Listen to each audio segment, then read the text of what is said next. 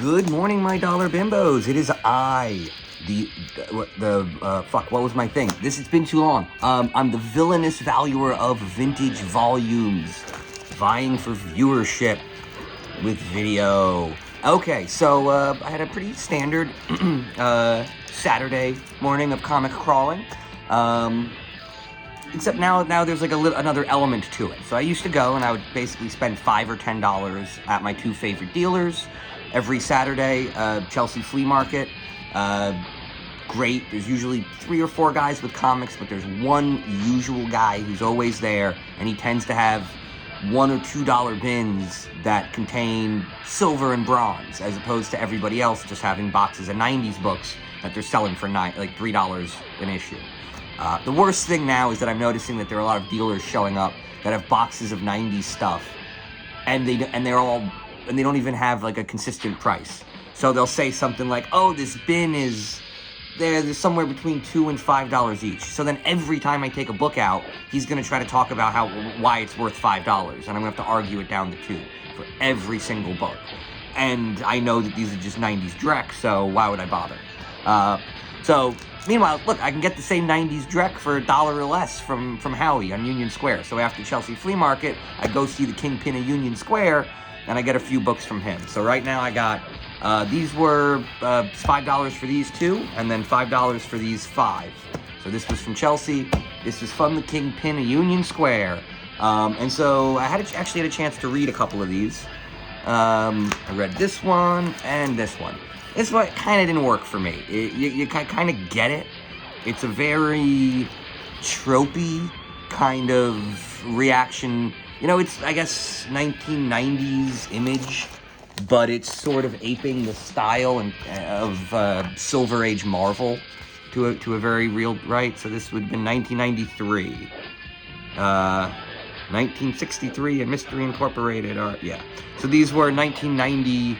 We've done in 1993, and they're basically, but it's a little too cliche, right? Like, there's no edge to it. I don't understand, like, the commentary, like, maybe it's there, but I'm not going to get it in a single issue, and I'm quite frankly not interested in the character, because the characters themselves seem very generic, and, you know, like I say, if I'm not, it's just not enough story for me to buy, like, I just don't think there's much... right, all I'm getting are the tropes. I'm not getting the commentary, if that makes sense. So whatever. Not a huge fan of this one. Don't think I'll be buying any more Mystery Incorporated. I had a chance to read this one.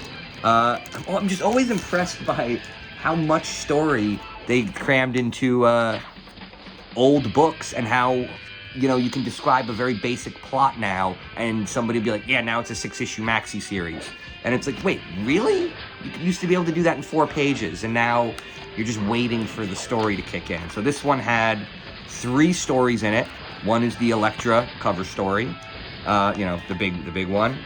Then there was a weird one that I couldn't get into. It was like a cat universe. And then the third one is What If Yellow Jacket Died, the backup. Just very interesting stuff. And it's also very cool to look back on old what ifs, because by now they've kind of done it. You know, I mean, Elektra has come back, you know, everybody comes back, everybody has died, and so it's fun to watch them this is sort of like a backdoor pilot, you know, which is when they introduce a character on another TV show, when they really just want to get an audience's reaction to the character and see if it works. And so What If was basically a rotating backdoor pilot for Marvel, where they could just try any idea, and if the reaction was right, they could push it. And so this was 3 different stories in this one. You know, and this one I got just because I like old what ifs. Always gonna buy them. And then, so I grabbed these at Chelsea. Then when I went down to the Kingpin in Union Square to hit up his dollar bin, he, of course, is selling my Villain World trading cards. So he needed to grab a couple packs, and I spent that money in the dollar bin. And so I came up with some books. This one's just weird. Anytime there's something that's a little out there, you know, in the dollar bin, I'll take it. And so this was clearly weird nonsense. Every once in a while, the Kingpin puts in a few weird books specifically for me to buy, and because he knows I'm interested in all of, you know, what did we think was going to be cool in the 90s? What did we think is going to be cool in the 2000s? You know, and all of that stuff ends up in a dollar bin at some point before we realize what was cool. So that's fun.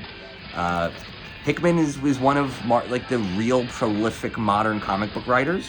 This is one of his indie series I've never actually jumped into, but if it's in the dollar bin, I'm gonna grab it.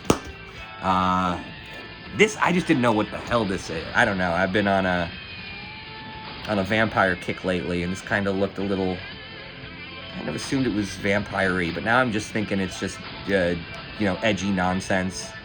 You know, what, some random #1 from 2012. I don't know. This guy out of the way. And this one was an easy. This actually wasn't what I thought it was, and it was actually cooler than I thought it would be.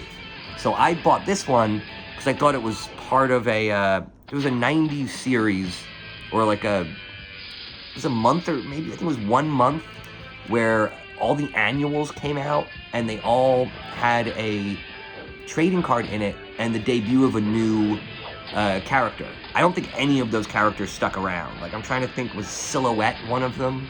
Maybe Slapstick was another, and none of these caught on. But it was 1 month of annuals, just had polybag and a trade. Well, this isn't that. This was actually, I didn't even see this at the time, but this is a sample of the Marvel Masterpieces trading cards, which I thought were so interesting. You know, basically, so I mean, look, let me bring out my cards. So I sort of based the design for my trading cards on the old, very simple Marvel cards. Spoilers, here's the new card. And so these were like old, and they kind of look old, and they're very they're very trading cardy. They're not very much like art. The Marvel Masterpiece series came out, and it was really high resolution, like painted style art, and it was a whole different ball game. And on the backs of the cards, it didn't have power ratings, it had a write-up, but it had something that was interesting that I hadn't seen before this time in 1992. Most of these cards would feature a little bit of information, and one thing that they always talk about was first appearance. This one, since it was full color and they were trying to play that up, it actually had a little photo of the first cover appearance of the character.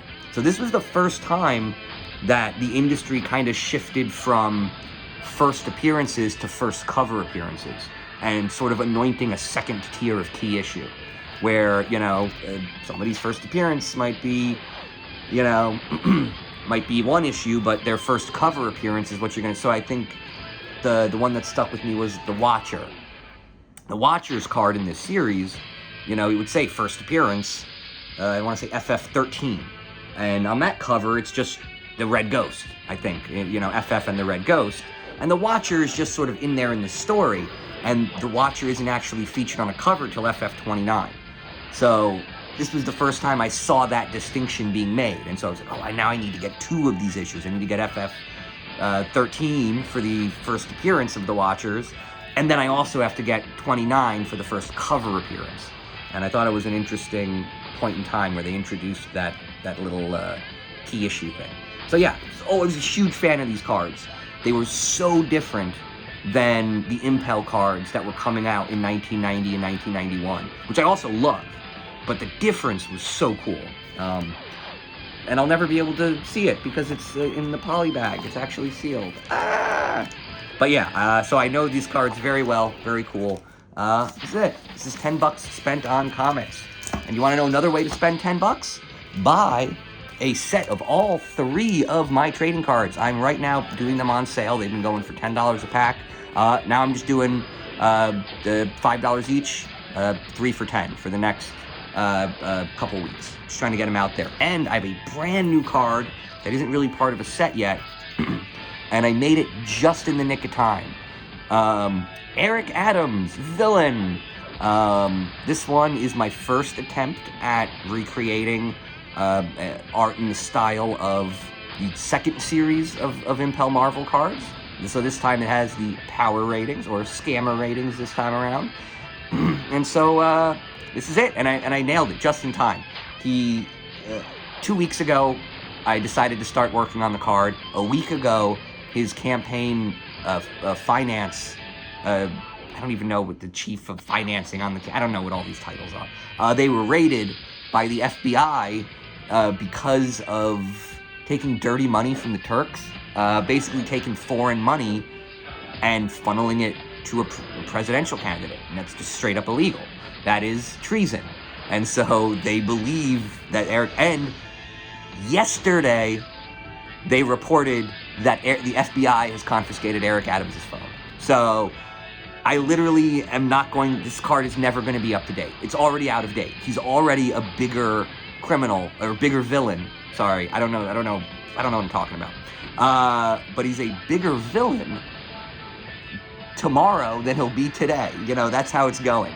So this is what we were thinking about him in the beginning of November 23, but I'm probably going to have to make a new card by the end of the month. So there you go. Check it out, villainworld.com. The Eric Adams card is for sale right now, on sale for $3. Check it out, and good luck and good issues. Have a good one, guys.